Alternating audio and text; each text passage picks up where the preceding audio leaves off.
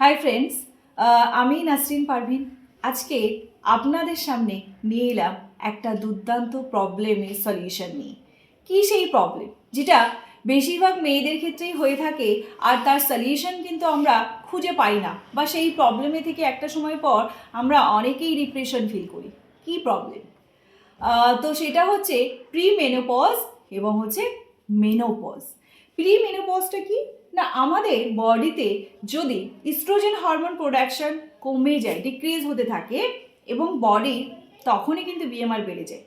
তো oestrogen hormone যখনই কমে যায় আমাদের পিরিয়ডটা ইরেগুলার হয় এবং হরমোনাল ইমব্যালেন্স হয়ে যায়। সেটাকেই আমরা কিন্তু প্রি মেনোপজ বলছি। মেনোপজটা কি, যে আমাদের নর্মালি পিরিয়ড আমরা জানি একটা নির্দিষ্ট ডেটে এভরি মান্থে হয়, এবং তারপরে আমাদের রিপ্রোডাক্টিভ ইয়ার্সটা কন্টিনিউ চলে, এবং যেটা 55 ইয়ার্স অবধি হয়। অনেক 55 বছর বয়স পর্যন্ত আমাদের কি হয়, নর্মালি 40-এর পরে বেশিরভাগ মহিলাদের ক্ষেত্রে এই ইস্ট্রোজেন হরমোনটা আস্তে আস্তে কিন্তু কমতে থাকে। আর এই তখনই এই যে কমে যাচ্ছে, সঙ্গে সঙ্গে মেটাবলিজম পুরো কমে যায়, এবং যখনই মেটাবলিজম কমে যায় তখনই কিন্তু আমাদের সেই সময় কিন্তু এই ইরেগুলার পিরিয়ড শুরু হয়ে যায়। এবার ইরেগুলার পিরিয়ড মানে হচ্ছে যেটা আমাদের অনেক সময় হট ফ্ল্যাশেস হতে থাকে, আমাদের পেটের মেদটা বেড়ে যায়, অনেক বেশি ওয়েট হয়ে যায়, আমাদের অনেক বেশি টায়ার্ড ফিল হয়, স্লিপের প্রবলেম হয়, দেখা যাচ্ছে নাইটে ঘুম আসছে না, ঘুমের প্রবলেম হতে পারে, ব্রেন ফগ হতে পারে, অ্যাংজাইটির প্রবলেমে ফিল করে, এছাড়া মানুষ ডিপ্রেশনে ভুগে যায়। আবার যে প্রবলেমগুলো হয়, স্কিনের প্রবলেম চলে আসে, স্কিন রাফনেস, ড্রাইনেস হয়ে যায়, স্কিনের রিঙ্কেলস, ফাইন লাইন চলে আসে। স্কিনের যে প্রবলেম হয় সেটা হচ্ছে হেয়ার ফল হতে থাকে, অনেক সময় হেয়ারের থিকনেসটা কমে যায়। এই প্রবলেমগুলো কিন্তু কন্টিনিউ চলে আসে। তো এর জন্য আমরা কি করি না, আমরা অ্যালোপ্যাথি মেডিসিন খাই, সেখান থেকে দেখা যাচ্ছে কয়েক মাস পিরিয়ডটা রেগুলার হয়, তারপরে গিয়ে আবার কিন্তু যে সমস্যা সেই সমস্যাই হতে থাকে এবং সলিউশন হয় না।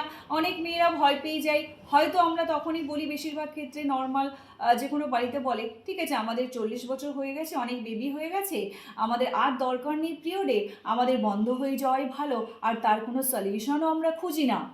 কিন্তু মেইন হচ্ছে যেটা আমাদের গড গিফটেড পিরিয়ডটা, সেটা যদি বন্ধ হয়ে যায় আমাদের কিন্তু বডির ভীষণ সাইড এফেক্ট হয়। কি হয় না, সাইড এফেক্ট হচ্ছে সেটা হচ্ছে আমাদের হার্ট ডিজিজের পরিমাণ বেড়ে যায় ওই এজে।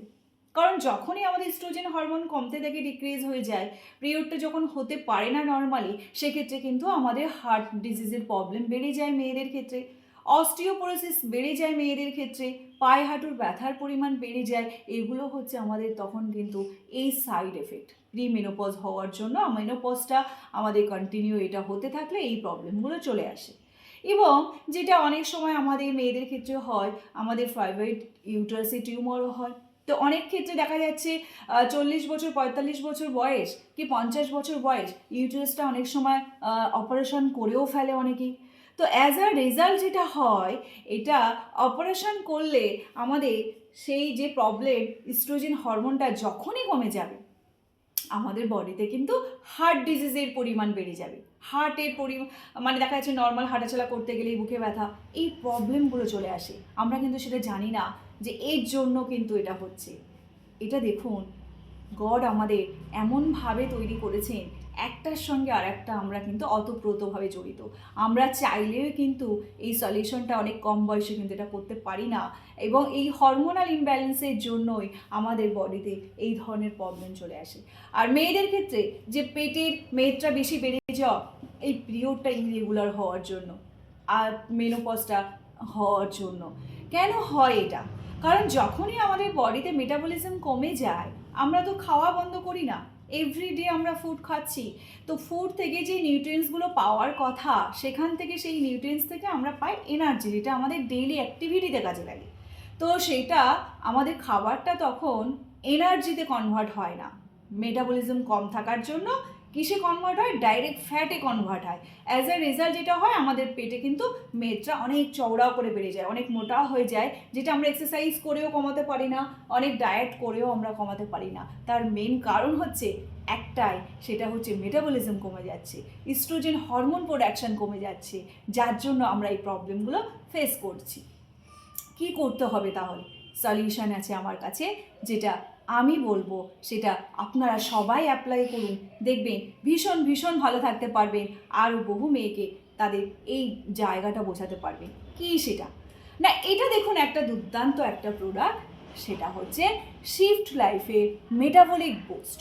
কি কাজ করছে এই মেটাবলিক বুস্ট? কথাটা আমরা অনেক সময় বুস্ট মানে বুঝতে পারছি আমাদের ইমিউনিটি বুস্টার হিসেবে কাজ করে। এটা পুরোটাই ন্যাচারাল, কোনো মেডিসিন নয় যেটা আমাদের কোনো সাইড এফেক্ট হবে। এটার মধ্যে আছে আমলা, কোকুম, অশ্বগন্ধা, কাটুকি, রক্তপূর্ণিমা এবং হরিতাকি। আমরা জানি আমলা আমাদের স্কিন বা হেয়ারের জন্য ভীষণ ভালো। আমরা জানি আমাদের অশ্বগন্ধা যেটা স্ট্রেস রিলিফ করে, আমাদের অ্যাংজাইটিতে আমরা অনেক সময় অশ্বগন্ধা খেয়ে থাকি। রক্তপূর্ণিমা, হরিতকি এবং হচ্ছে কাটুকি, এটা হচ্ছে আমাদের ইমিউনিটি বুস্টার একটা, যেটা আমাদের ইমিউনিটি হিসাবে কাজ করবে।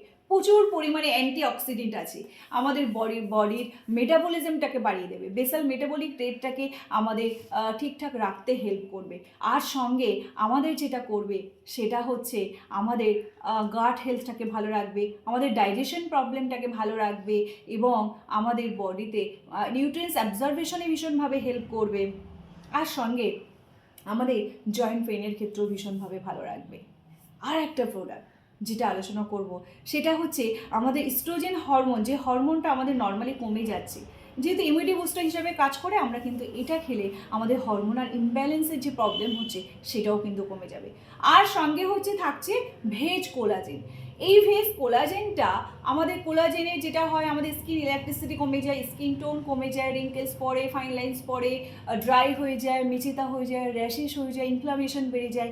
এই প্রবলেমগুলো চলে আসে আমাদের এনভায়রনমেন্টাল প্রবলেমের জন্য, এয়ার পলিউশনের জন্য, বা আমাদের কাজকর্মের জন্য, স্ট্রেসের জন্য এই প্রবলেমগুলো আসে।